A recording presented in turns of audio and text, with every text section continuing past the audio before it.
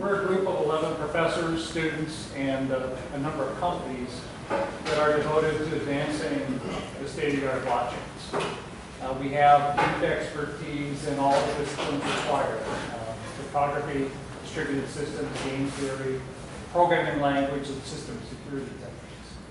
And we're actually applying that expertise to some very practical projects. Ari's going to talk about one of those tonight, but there's several, over a dozen listed on our website, that are addressing some of the big challenges. The 5 grand challenges, you're going to talk about those things, facing blockchains.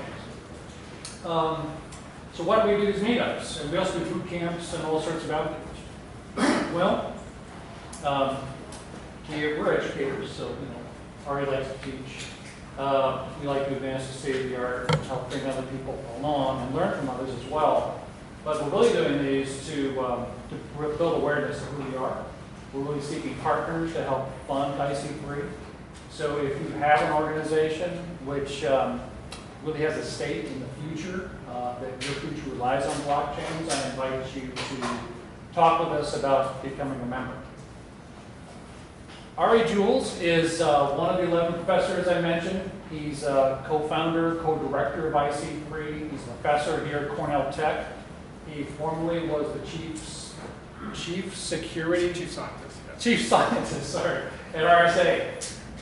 So Ari's got a number of cool projects underway. This is one of those we're talking about tonight, the Town Crier solution.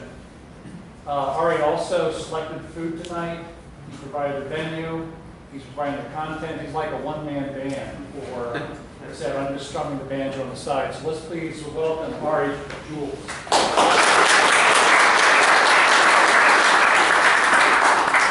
Thank you, Jim. I'm going to use a microphone. We're spread out enough so this will be helpful.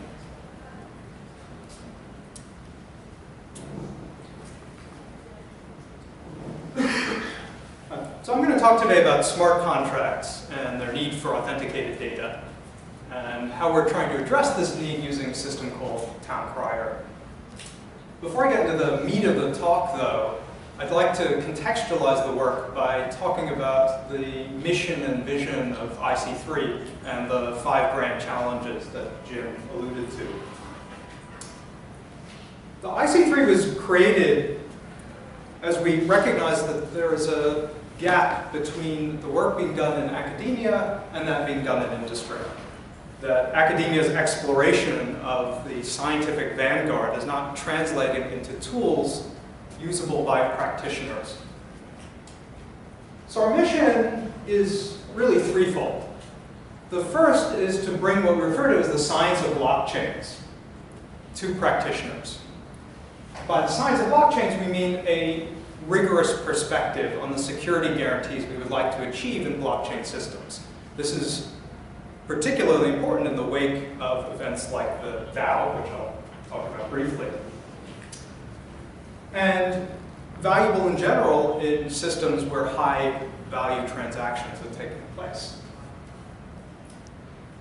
The second point of our mission, element of our mission, is to ensure a robust partnership between academia and industry, so that the scientific exploration I talked about, the innovations that are being developed in academia, can be delivered in the form of workable, usable artifacts. And the third is to act as an objective or independent source of expertise, to provide an independent perspective on new ideas and technologies and systems within the wilderness, the bewildering array of product and technology offerings. We're trying to do these things by tackling big, hard technical problems. But we're not trying to tackle these problems monolithically. Rather, we're viewing them through the lens of 5 challenges, these things that we refer to as the 5 grand challenges. So let me enumerate these challenges. Number 1 relates to this contentious question in the Bitcoin community in particular as to how big blocks should be. Should blocks be 1 megabyte, or should blocks be 2 megabytes? Or maybe they should be 4 megabytes. And our feeling is that this whole question is really just a tempest in a teapot. We published a paper recently, which you can find on our website, that explores the limits of scalability achievable in the Bitcoin ecosystem today if you just tweak parameters. And the conclusion is that you probably can't get more than some tens of transactions a second. To put that in perspective, the Visa payment processing network handles an average of 2,000 transactions a second. It can handle a peak load of something like 50,000 transactions a second. So Bitcoin is not going to scale up effectively. It's not going to be able to handle the transaction load required by a global payment processing network unless more fundamental changes are made to the system. And it's the nature of these four more fundamental challenges that we're exploring in IC3. We have in our systems lab in Ithaca a collection of 1,000 nodes that constitute a test bed within which it's possible to simulate real-world networks and blockchains. This is a very useful tool, one that we make available to our members to explore new blockchain and network designs. And we've also published a couple of papers on techniques to scale up decentralized blockchains to very high transaction loads. One is work by a.k.a. and Gunsir on Bitcoin MG, which offers something like 2 order of magnitude improvements in terms of performance over Bitcoin. And just this week, Raphael Pass and Elaine Sheen published a paper on a very different technique that delivers similar, potentially even stronger results. We're also interested in scaling up permissioned blockchains. And our belief is that with the right innovations, permissioned blockchains can achieve transaction rates that exceed even that of something like the Visa payment processing network. And we believe that 100,000 transactions a second or hundreds of thousands of transactions a second are achievable rates. Number 2 relates to technologies like these, medical devices, automobiles, payment devices. They all have in common the fact that when they were first networked, at least first networked wirelessly, they all had serious vulnerabilities. For example, medical devices can be hacked over the air in such a way that a lethal dose of electricity, a lethal shock, can be delivered to a victim. And similarly, lethal results can be obtained by remotely commandeering an automobile, as academic researchers have shown. So it seems to be a law of history that every industry has to relearn the need for rigorous security from the ground up. Challenge number 2, as we see it, is really to fly in the face of history and to make it easy for developers to produce protocols and code that are innately secure. This is something we're trying to accomplish in 2 ways. First, to introduce programming language techniques that offer usable and intuitive semantics to developers and reduce to correct code. And the second is to introduce cryptographic protocols with accompanying security proofs, rather than to do crypto hacking, which often results in vulnerabilities at the protocol layer. Challenge 3 relates to this beautiful property of blockchains, that they offer more or less perfect transparency. Transparency is great, right? It's one of the value propositions of blockchains. But confidentiality is essential in many or most business applications. So challenge 3 addresses this problem, which is becoming really acute, particularly in the financial sector. There are many financial institutions that want to reap the benefits of blockchains, but have one little problem.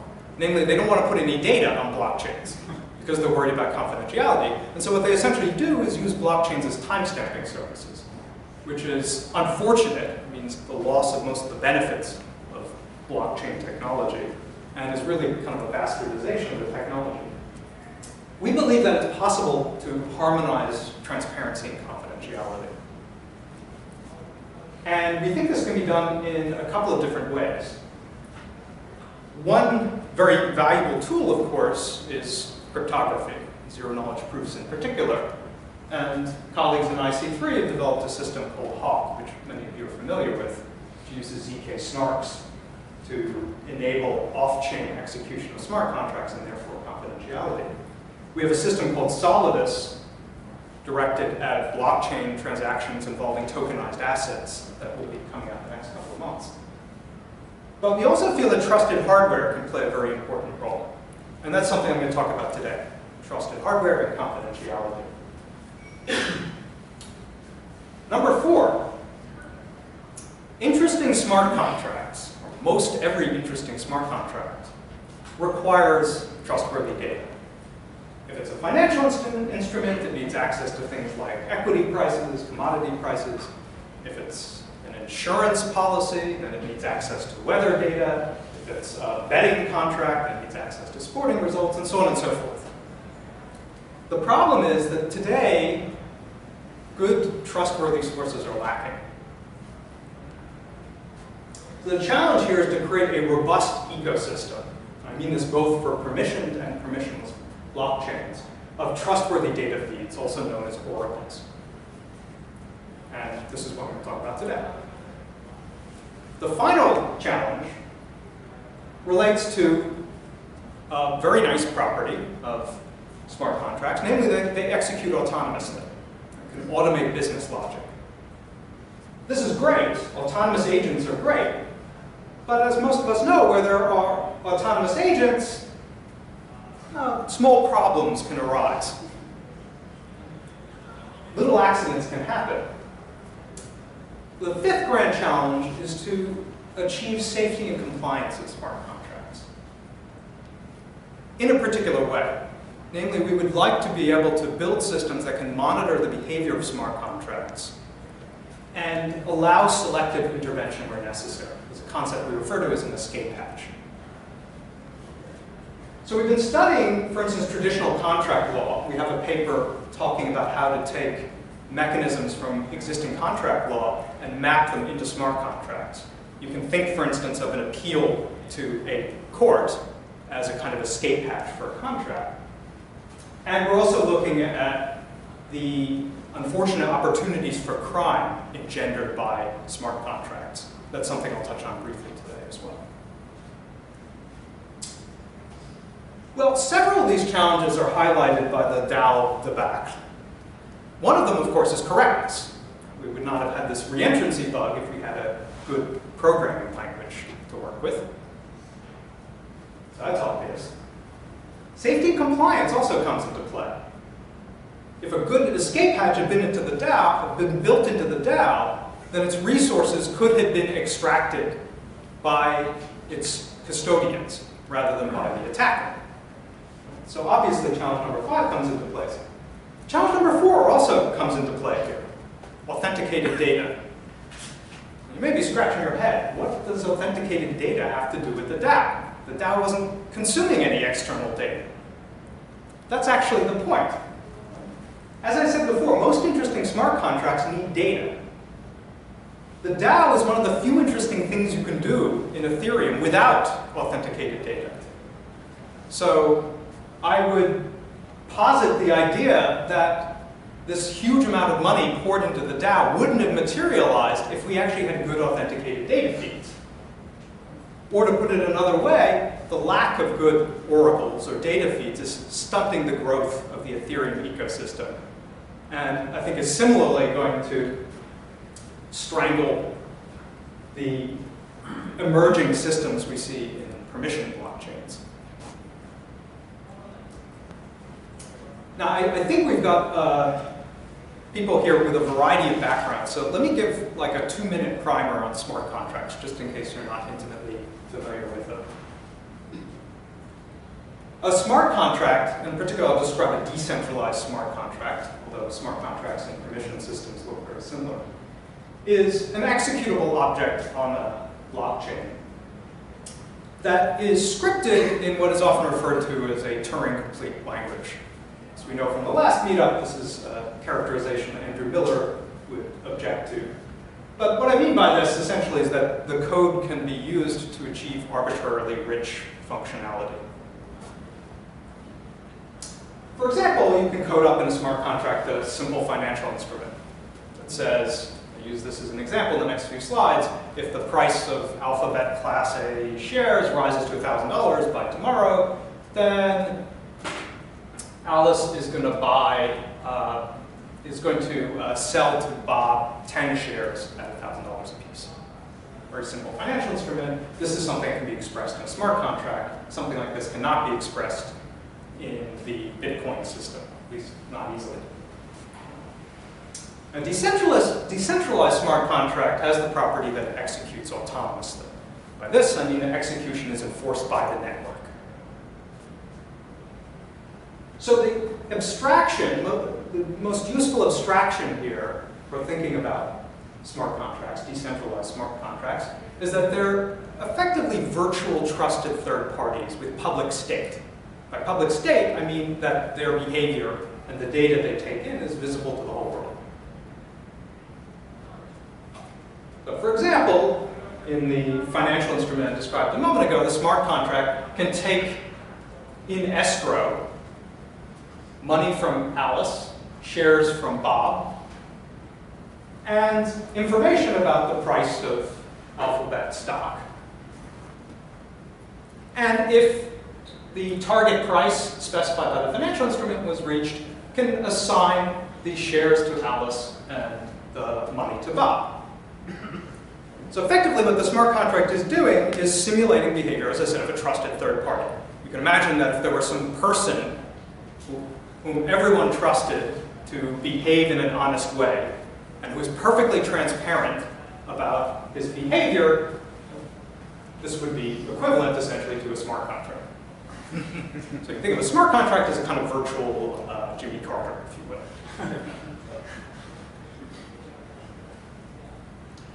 For the remainder of the talk, I'm going to use a running example of a smart contract that we've actually coded up using the Town Crier system to provide input. What this smart contract does is offer a form of flight insurance. It allows, if it's running on the Ethereum blockchain, a decentralized blockchain, it allows anyone to purchase a policy, to send some cryptocurrency, Ether for instance, to the contract, and purchase a policy on a flight of the user's choosing. If the flight gets delayed, then the contract, of course, will indemnify the user, pay out on the policy. And significantly here, we'll do this automatically. If you buy a policy from an insurance company, whether you actually get paid when your flight is delayed is kind of hit or miss. In this case, you're guaranteed to be paid. The question is, how does the smart contract know that the flight got delayed? Where does it get this critical piece of data? Well, in general, as I suggested earlier, smart contracts are data-hungry objects. The problem here is that blockchains don't have internet connections. The blockchain can't browse the internet, as it were. Data instead has to be injected from a user account, as I'll explain a little later. There have been several proposed approaches to delivering data to a blockchain like Ethereum's in a trustworthy way. One of them is to use prediction markets, Augur and Gnosis being the two most prominent. Prediction markets are a very interesting way of ensuring that truthful data is delivered, but they require that people bet or purchase financial instruments in order to deliver truthful information, and people can bet on only so many things. So the range of data, the palette of different feeds they can provide is very limited. A second approach is one realized in various oracles for Ethereum, most notably Oracleize it, which is just have a third-party service that promises to deliver correct data. Now, Oracleize it uses a very clever scheme where they have the data they're delivering notarized by a system called TLS notary. So the data is guaranteed to be valid unless both Oracleize it and TLS notary have been corrupted, somehow compromised. But this is very nice, but there are a few drawbacks to Oracleize it. One is that although two entities are involved, these are both tiny entities. My TLS notary, when I last looked, doesn't seem to have been particularly well maintained over the past few years. There's no particular reason to trust either of them or both of them. A second problem is that because of the use of TLS notary, Oracleize delivers somewhat verbose messages, which are costly in Ethereum. And the third is that Oracleize doesn't provide confidentiality, which is a very important feature of an Oracle, as I'll describe later. Another possibility is for big data brokers to get into the game, right? Like Bloomberg or Google or Yahoo. There's no reason that they couldn't just push data. They have ample amounts of data. There's no reason they couldn't just push data directly onto a blockchain. The problem is, well, to begin with, they're not doing this. And there's something of a bootstrapping problem. Until Ethereum or some other such system really takes off, they're probably not going to get into the game. But until we have authenticated data feeds, Ethereum is not going to take off. These other systems are not going to take off. That's one problem. The second problem is that if they get into the game, you'll have source fragmentation. When you write a contract, you'll have to refer to many different sources. This is workable, but not ideal. The third problem, again, is confidentiality. If they just push data in response to queries, as you'll see, there is a risk of sensitive data leaking. And given the news over the past week, we can't be assured that some of these entities are going to be able to maintain confidentiality effectively.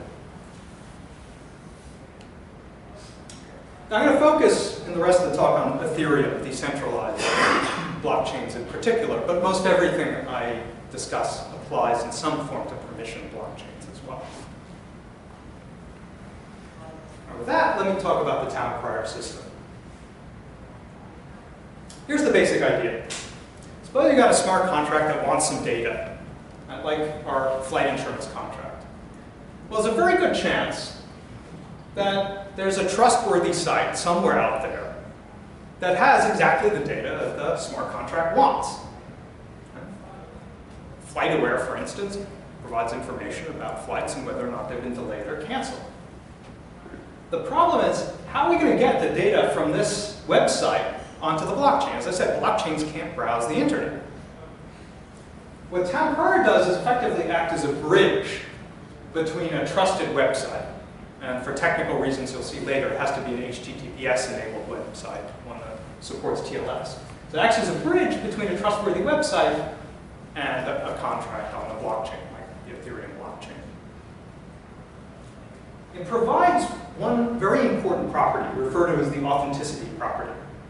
When you get data from Town Crier, you are guaranteed that the data it's serving, the piece of data it's serving, is exactly the piece of data provided by the specified source. This is the critical property, integrity or authenticity property that Town Crier provides. You might ask, though, how can Town Crier guarantee this? Right? I beat up on Oracleize for being I think it's a one-man operation. You know, TLS Notary is run by a small team. So why should we trust my students, wonderful as they are, to implement Town Crier correctly and run it in a secure way? Well, to achieve the authenticity property I described, we make use of trusted hardware. In particular, an instruction set architecture extension called SGX, provided by Intel in its latest chipsets. You can buy Skylake CPUs today that have the SGX set of features. SGX offers a couple of very strong properties. First, it allows an application to run in a protected environment known as an enclave.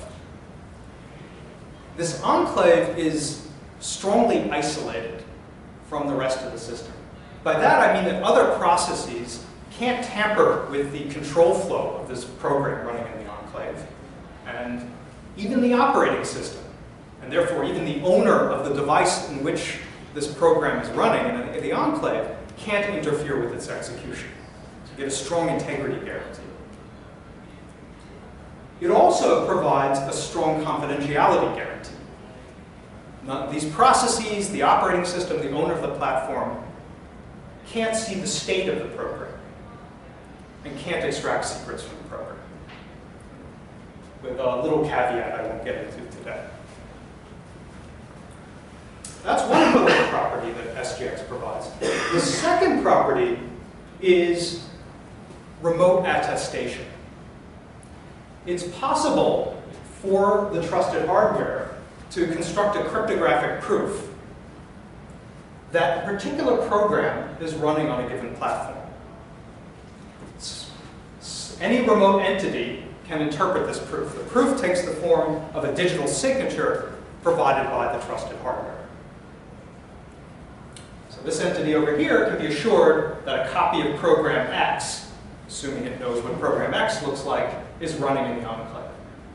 This attestation can contain a little user data provided by the program, and most helpfully can contain a public key whose corresponding private key is held in the enclave. This aspect of the attestation is very powerful. It means that somebody who has consumed the attestation gets the assurance that anything signed with this private key was produced by this instance of the program. Only this instance of the program has the corresponding private key. This is a very powerful and useful guarantee that we use within Town Crier.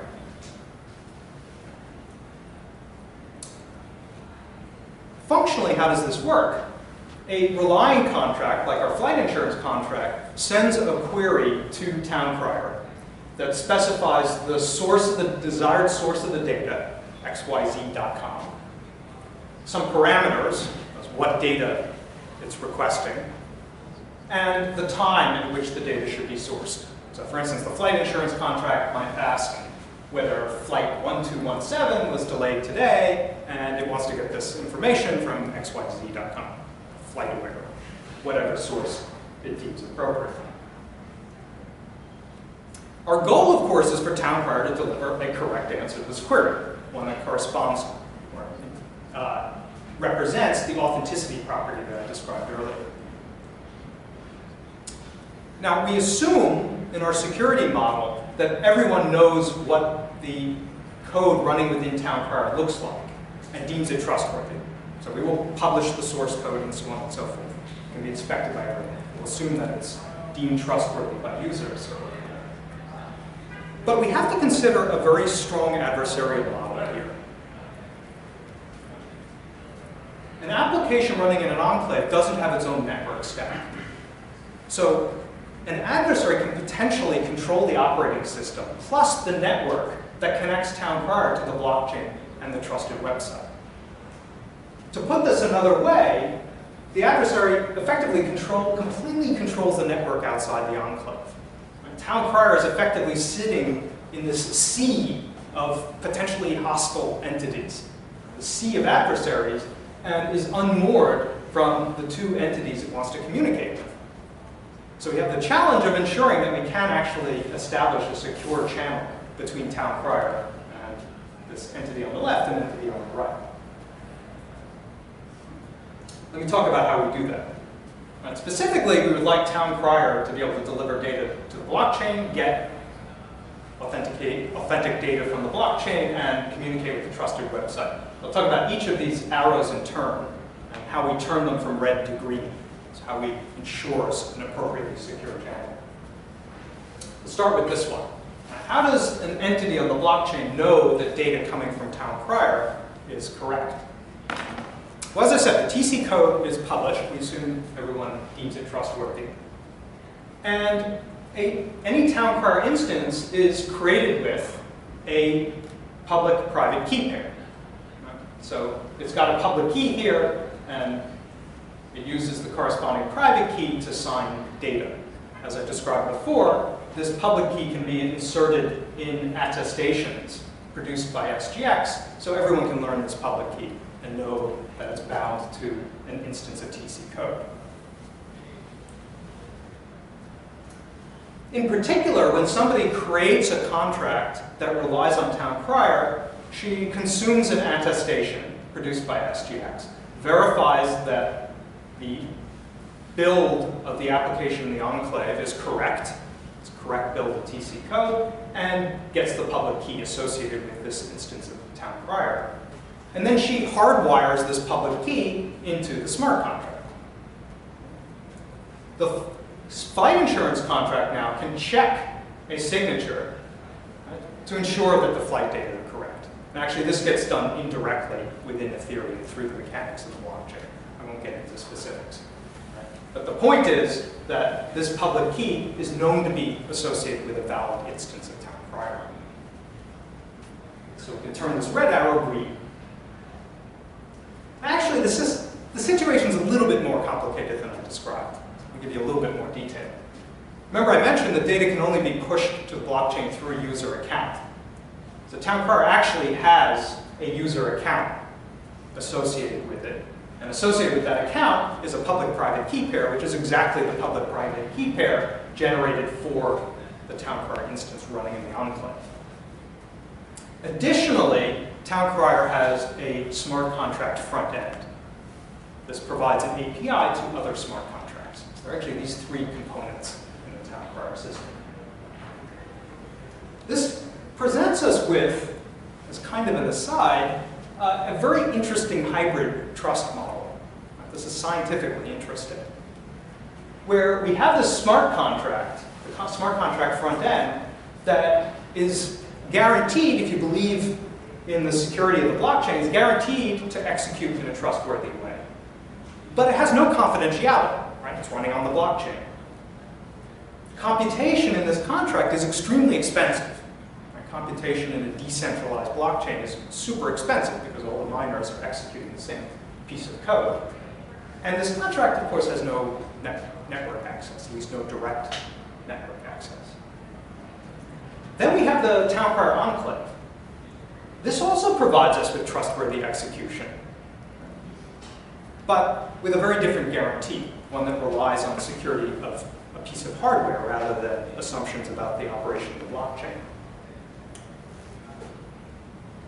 An enclave essentially, or running code in an enclave essentially poses zero overhead, or near zero overhead. So computation is extremely cheap. But as I mentioned, the application running in the enclave has no network stack. And finally, you've got this trusted website. If this website is running HTTPS, which again is a requirement for Town Crier, then it's authenticating itself as the source of data being retrieved by Town Crier. But unfortunately, HTTPS doesn't digitally sign, it's using a public key scheme, doesn't digitally sign the data it emits. So there's no way to take data you've retrieved from the site directly and relay it to somebody else in a trustworthy way. The receiver of the data has no way of knowing that when you got data from the site, you actually relayed it faithfully. All right, let's talk about the second arrow. How does Town Crier, how does the application ensure that data it's getting from the blockchain is valid? Well, we've got a bit of a problem here. So a relying contract, like the flight insurance contract, you send a query to the Town Crier contract. And then the Town Crier contract forwards it to the Town Crier system. And this happens actually by the node in which Town Crier is running, scraping the blockchain. But for all intents and purposes, this query is being forwarded by the Town Crier contract. Then Town Crier provides some answer to the query, and the answer gets relayed to the requesting contract. But how do we know? Remember, the adversary completely controls the network here. How do we know, or how does the Town Crier application know that the query it got was in fact the query sent to the Town Crier contract? It could have been corrupted in the network where the adversary is sitting. Or it could just have been sent by the adversary without ever originating on the blockchain. A priori, the Town Crier system, which again has no way of scraping the blockchain directly, doesn't have a trustworthy network connection, can't determine whether this query is correct. Now we can solve this problem by running a blockchain client, an Ethereum client for instance, within the application, within Town Crier. But this is undesirable because it would bloat the code. And we don't want the code bloated for a couple of different reasons. One is that it would expand considerably what's called the trusted computing base. In other words, we would have a lot more code to verify to determine that the Town Crier source code is correct. So we don't want a whole Ethereum client inside the enclave. The approach we take is to leverage this hybrid trust model I described. We actually allow the Town Crier system to process potentially corrupted queries. As it will ingest a query, it has no idea whether the query is authentic. It goes out, looks for the answer, and returns what it thinks is the correct answer. But the trick we use here is to have the enclave, the program running in the enclave, digitally sign both its answer and the query it got, the query it thinks is correct. It sends both of these things to the Town Crier contract, and the contract now can just verify that the query that Town Crier is answering is in fact the query that was sent by the relying contract. And if they disagree, then it knows that there was a problem with the network, and it can just discard the answer. So this way, we don't need to have an Ethereum client running inside the enclave. The final arrow, or double-headed arrow I want to talk about, is the one connecting Town Crier to the trusted website. So we have this problem I described before, that HTTPS doesn't sign data. So you can log into an HTTPS-enabled website, you can grab some data, you can give it to a friend, and then the friend has no way of knowing, again, that you relayed it faithful, because it wasn't digitally signed by the site. So how can Town Crier forward authenticated data? How can the consuming contract be assured at the end of the day that Town Crier is actually delivering on its authenticated data guarantee? Well, we actually get the solution here for free. What we do is have the application running in the enclave initiate the TLS connection to the server. So there's a secure end-to-end channel between the Town Crier code, or executable, and the trusted website. And remember, we assume that the Town Crier code is trustworthy. So if Town Crier digitally signs a piece of data and claims it got it from site xyz.com, then you know, if you trust the code, that this piece of data actually came from xyz.com, because we trust Town Crier to relay it faithfully. So we can turn this arrow green, and now we've dealt with this powerful network adversary. Another challenge that arises, of course, in the construction of smart contracts, relying on Town Crier, is the problem of confidentiality. If a query is sent to a smart contract, and if it's forwarded to the Town Crier smart contract front end, well, an adversary can see the query. So there's no guarantee of confidentiality on this query. You know, in fact, that the query is going to be visible to the whole world. To give you a concrete example, let's go back to our running example of the flight insurance contract. Suppose that Alice buys a flight insurance policy. It's a flight she's about to take. Well, she's broadcasting to the whole world the fact she's on this flight. And that's clearly undesirable. How do we address this problem? Well, we leverage this very nice feature of SGX, namely the fact that it isolates and provides confidentiality to code running in the enclave. What the requester, Alice, for instance, can do when she buys her policy is provide the flight information in encrypted form. In particular, encrypted under the public key of the Town Crier application instance. This can wend its way through the blockchain to the enclave.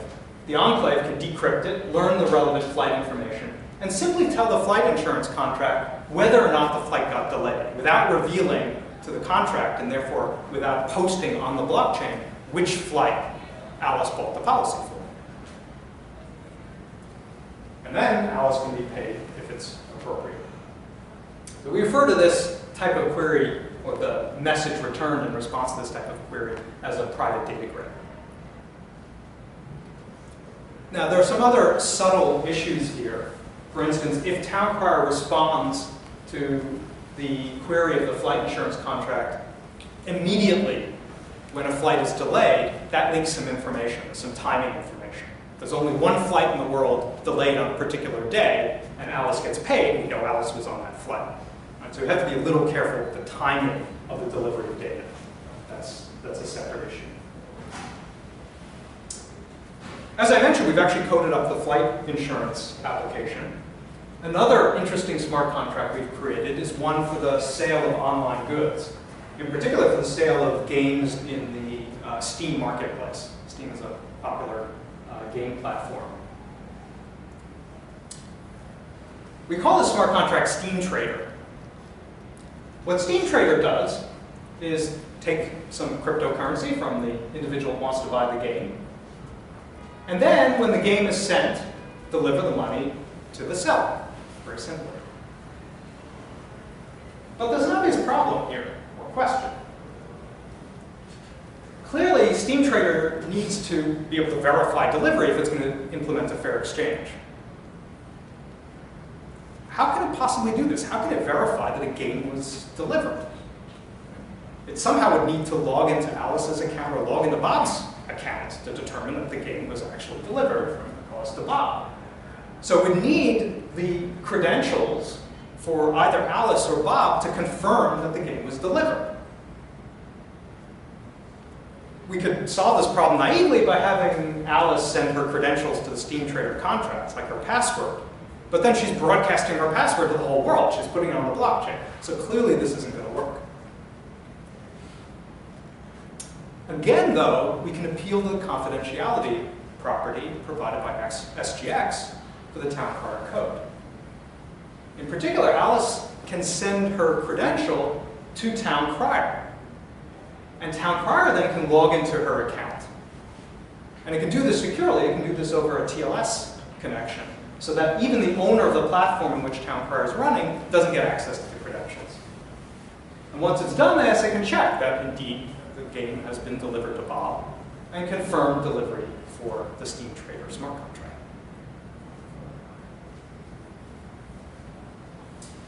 In general, Town Crier enables confidential smart contracts for essentially any digital asset you're interested in. In the case of Steam Trade, we effectively create a new marketplace. There is a marketplace in which you can buy games for fiat currency, for dollars, but there's no marketplace that allows you to buy games for cryptocurrency. Well, we can enable such a marketplace using Town Crier, and we can enable lots of other types of marketplaces as well. Appealingly, we can also do things like create private financial instruments whose inputs are not revealed to the world, and do confidential settlement as well. Books can be maintained in an enclave, for instance. And there are lots of other applications for Town Crier and SGX.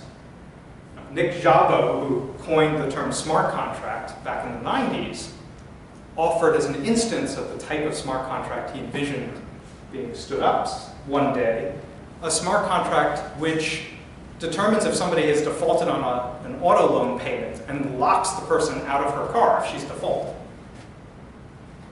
Well, there's no reason we can't connect smart contracts to the Internet of Things. Town Crier can act, for instance, as a bridge to an automobile if the automobile digitally signs data in the appropriate way. We can use a Town Crier-like system for digital rights management. The Town Crier code can be used to scrape the web and determine if a particular piece of digital media is being used, and then relay the fact to a smart contract that then charges somebody appropriately for the license.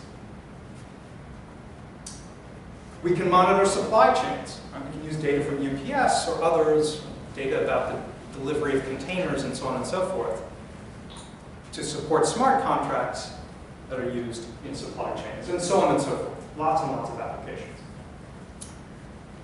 We have to be careful not to get too enthusiastic, though, because some of these applications are not good. I talked about crime. In one of our papers, the Ring of Gyges paper, we talk about a use of SGX to perpetrate a particular crime by way of a smart contract called password theft. You can create a secure marketplace for stolen passwords using Town Crier, if it were provisioned to do this type of thing, it would look something like this. So one evil person delivers some cryptocurrency to the smart contract, the other evil person delivers the stolen password to Town Crier. Town Crier reaches out, logs into the user's account to check the validity of the password, and then confirms that the password was actually stolen. To the smart contract, password gets delivered to the first criminal, second criminal gets the money, and we're done.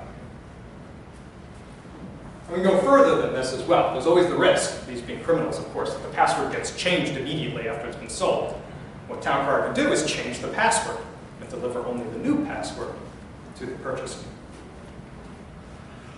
To wind up, let me briefly mention our deployment plans for Town Crier. We're planning on standing up a free version for Ethereum in the next few months. This will be a version that supports basic queries, probably not confidential queries. And we've got students working diligently to achieve this deadline. We want to get this thing deployed in the next few months. They're working hard, and we hope they'll make it a reality. We're also looking at potentially commercializing enhanced functionality, like confidential queries, private data grants. And we're happy to talk to potential partners if you're interested. Now, I should emphasize again, I mentioned this earlier in the talk, that most of what I described applies to permissioned blockchains as well. And we're looking at ways to use Town Crier in blockchains like those provided by Chain, the Hyperledger blockchain. Both Chain and IBM are industry partners, so we work closely with them.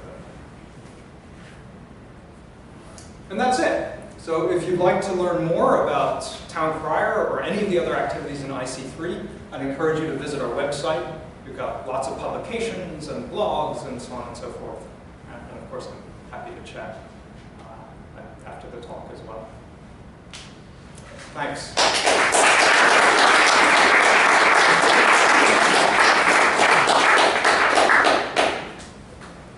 Any questions? Happy to field questions. Yeah. Yeah. If you didn't care about confidentiality, and you were willing to not really consider efficiency, could you have a version of this that that didn't require SGX, that didn't require secure execution? I'm thinking like Alice bought this insurance, and she wants to prove to the contract that her flight was canceled. Could she just make the request to flight tracker herself over HTTPS and send the contract the encrypted data and all of her? Yeah, unfortunately you can't. This is the problem. It's a limitation of HTTPS, an unfortunate one, that it won't digitally sign data. Because it does digitally sign, it does... In a symmetric keyway, that's the problem. Right? So, I mean, well, I guess what I want to say is like, Alice, when she's making this request, she knows that it came from this site. So, if Alice just sends the raw data stream and all of the random numbers that she generates and everything else, somebody else can't look at that and say, oh, this is a communication between somebody and the site, and I know everything that Alice knows, and Alice knows that it's a signed response. Yeah, unfortunately, the whole session can be simulated by Alice if she's malicious. And the problem is that things are signed only in a symmetric keyway, not using public key crypto. As I said, this is an unfortunate limitation of HTTPS. We wouldn't need Town Crier if HTTPS digitally signed stuff using public key crypto. Oh, because she knows the key, so... She knows the key, right, exactly. So she can, okay, got it. Right, so she can simulate the whole thing live. That's the problem. Yeah. So that suggests that a different system might have just an enclave producing a signed feed. And that could be used with simple protocols to build something with the same kind of guarantees, right? Yeah, essentially. Sites could build their own signing over time, use this just as a stepping stone.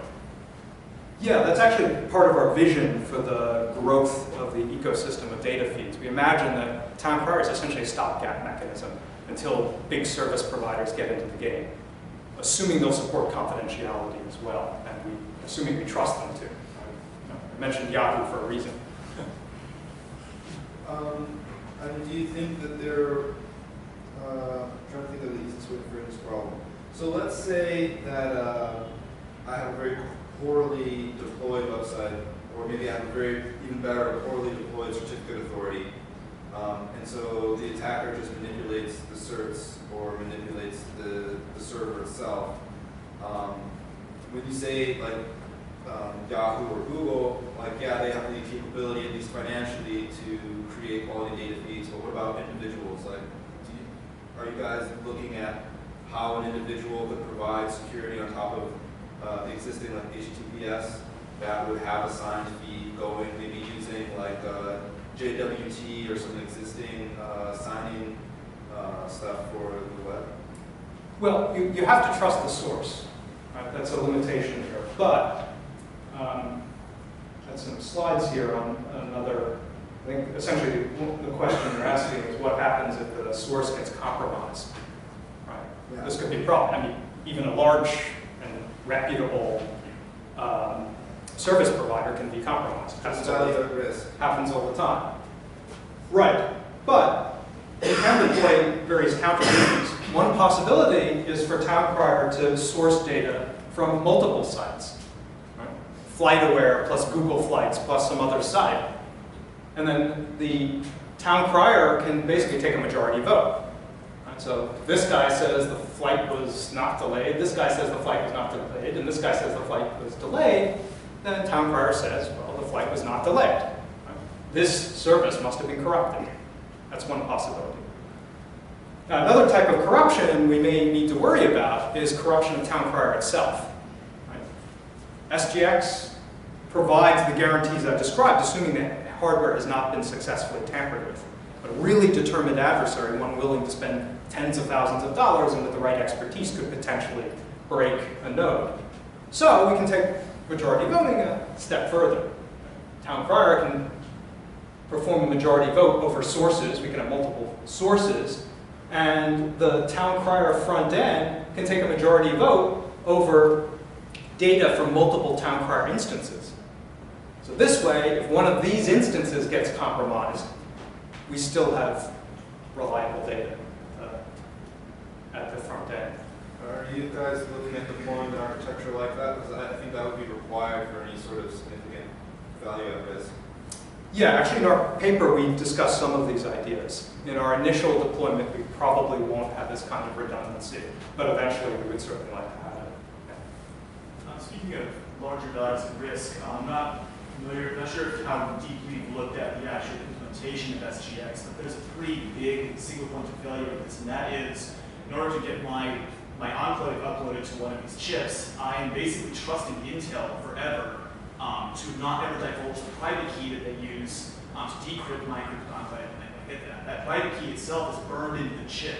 So, sorry, it's not right, but Intel does not have access to the state of a program. Unless you they build the chip. The SGX implementation itself has a private key used to decrypt the enclave that I give. That's how I get my enclave to the Intel chip securely over the network. And the assumption of SGX is that that key will never get leaked, ever, because the minute it does, I think you're confusing authentication with confidentiality here. Intel has no way of decrypting the contents of an enclave unless the platform is more fundamentally broken. Right? But you're relying, I mean, you're making a strong trust assumption in any case if you're using an Intel chipset. Well, that's just the thing, though. Like, I can send you the paper that talks about this, where it's been audited by security experts. But the other thing about SGX is that it's also implemented in the microcode of the chip, not the hardware. So it's quite possible that Intel, depending on what jurisdiction you're in, could be compelled to give a malicious SGX implementation that in turn could break the confidentiality promise. And there's nothing they can do about it. I mean, that is certainly true. But again, if you're using an Intel chipset, then you have to worry about confidentiality. I think the battery just went dead. If you're using an Intel chipset, then you're trusting Intel to begin with. Yeah, everybody's trusting Intel. So I hope Intel does not break that trust, because the minute it does get broken, then everything that uses this breaks. I mean, in defense of these sort of academic pursuits, right? I mean, you would use Trust Zone, you would use other comparable implementations by other vendors, and you'd have a diverse ecosystem of these Town Criers, multiple software, multiple hardware implementation, if you were going to actually put this into production. Because I don't think anyone in the crypto community trusts SGX, frankly. I know everyone says basically what you said. So that's true. But again, most everyone is implicitly trusting Intel. That's an important point to make. whether they like it or not. Whether they like it or not. Yeah, I mean, 90% of us or more are trusting Intel already. In the case where, so the majority vote is interesting in the simple case of knowing whether a flight was delayed or not, but usually your insurance only covers certain states of the world that exist, like the jet broke, and there's only one data source for that kind of instance. What then happens to the sort of trust fund, where truly there is only one reputable source, Delta Airlines, that can say whether it was the jet or whether it was something else? Right, well, if there's only one source of data used to determine whether or not a payment should be made for a particular policy, then you run into this problem in the real world as well. Right? So that problem is not peculiar to flight But insurance does contracts. that kind of limit the number of use cases given the kind of constraints that... There's definitely a constraint on the set of use cases due to the fact that in many cases an adjuster is involved in determining the payout on an insurance policy. Right? Somebody actually, if you get into an automobile accident, somebody actually has to go and inspect the car and determine how much damage there was. And much as I like the Town Crier system, I can't vouch for its ability to inspect and assess the damage to your automobile, right? So there are clearly limitations to the types of insurance contracts that we could stand up. In fact, I would say that there's a fairly limited number of types of insurance that could be supported with the model I described. But happily, the niche I described is a pretty significant one. Yeah. Can you talk a little bit about the bootstrapping of the keys into the contracts themselves? Because it would seem as though that might be an attack vector. So the way it works is that this instance of Town Crier gets stood up. It generates a key pair. It generates a private public key pair, and the public key gets inserted into any attestation produced for that instance. So now you, if you want to stand up a contract, get a hold of this attestation, you check it, you say, okay, yes, there's a legitimate piece of Town Crier code running this enclave, and this is its public key. And now you have the assurance that anything signed using the corresponding private key was signed by this particular instance, right, by this piece of code. In fact, this particular instance of this piece of code. But isn't there a chain of custody problem from the enclave where the Town Crier is running into the DevOps that you have for the smart contract that you're writing with that public key? Yeah, I'm not quite sure what you mean by a chain of custody problem, but as long as you've got the attestation, right, you have the assurance that the trusted hardware, if you trust the trusted hardware, measured the Town Crier code and validated. So in the case, so there's a case, the only way that I can make sense of what you're saying is if someone tampered with the attestation because they're a man in the middle between Town Crier and the blockchain, but then they have to maintain that man in the middle connection for however many Town Criers are trying to compromise, and then their hashes aren't going to match, right? That means that they're just completely fabricating all of the data. So you could get around that by providing some sort of challenge. Well, I mean, there's no man-in-the-middle attack here, in the sense that if somebody tampers with the attestation, It's detectable. it's right, the tampering is detectable. So the only way to produce an incorrect attestation is to tamper with the hardware or to be Intel. Or what I was trying to say is you're not actually talking to a Town Crier.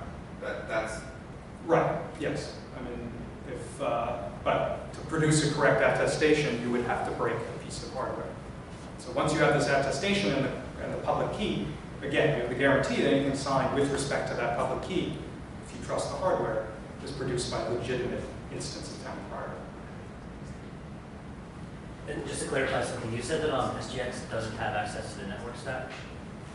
So code running in the enclave doesn't have control of the network stack. The network stack is run by the operating system. Okay, but the TLS connection can still terminate in the enclave? The TLS connections can still be terminated in the enclave. That's something we showed in our prototype. Yep. Any other questions? Which is a bigger trusted computing base where you the Ethereum node or the TLS library? Well, we're using a kind of stripped down version of TLS called Embed TLS. I don't know how many lines of code, but it's pretty compact. So I suspect that it's substantially simpler than the Ethereum client. I don't know the line counts, but we worked pretty hard to ensure that the trusted code base is relatively small. Okay, thank you. Yes, thank you. So we have this room till 8:30. You're welcome to have some more snacks and hang out and chat and talk to Ari. At 8:30, we'll probably wander over to Cooper's Kitchen for those of you who want to cash bar and enjoy some libations. Thanks for coming.